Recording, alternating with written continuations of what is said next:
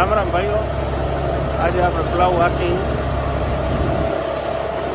વાઘા 9:30 વાદળા વાળો દી. આજ જો સુરત દાદા દેખાતા નથી, એના કારણે મજા આવે ઠંડા વાતાવરણમાં આપવાની. આજ તમને બતાવું, આ જોંદીરના બટનની સિસ્ટમ મુજબ તો કંટ્રોલર બે રાખી દીધા. એક તારા મોટો જીપીઓ પણ અંદર હે, નનકો જીપીઓ પણ અંદર.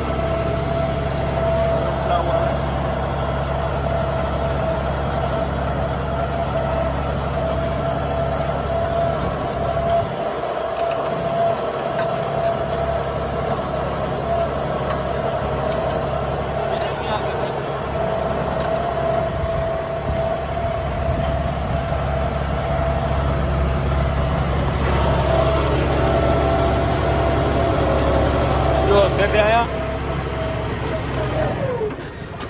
આ દબાયો, થઈ ગયો પ્લાવ વધુ વારી લ્યો ટન.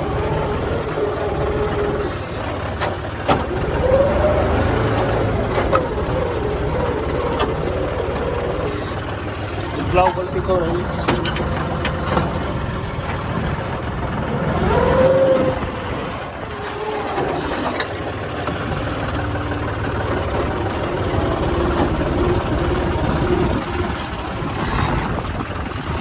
નીચે વાળા બટન દબાવશું ને પડી ગયું. એટલે આપણે સેન્સિંગ માંથી રાખીએ ને એટલે જ આવશે.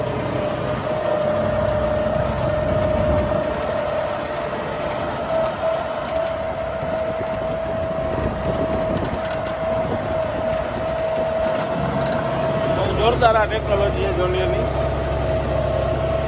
બટનવાળી. પાછું એમાં એવું, આ જીપીઓ આપણે બે ઉપર રાખવા પડે થોડા થોડા. જો આ જીપીઓ 3 ઉપર છે, આ 2 ઉપર છે. ખાલી આપણે નનકો જીપીઓ રહ્યો ને એને અંદર રાખીને તો નહીં આવે, બે રાખવા પડે થોડા થોડા અંદર. એટલે આ જો જોરદાર વર્કિંગ કરે.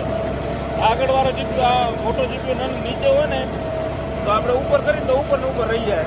અને અહીંયા આગળ એક લાઇટ આવવા માંડી જાય. જો અહીંયા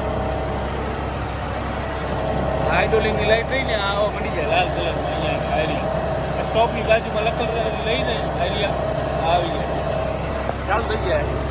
હાઇડ્રોલિક લોક થઈ જાય કે શું થઈ જાય ખ્યાલ નથી પડતી.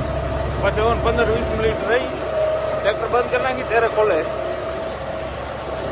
એટલે 2 જીપી હાથ રાખવાના તો જ વર્કિંગ કરે.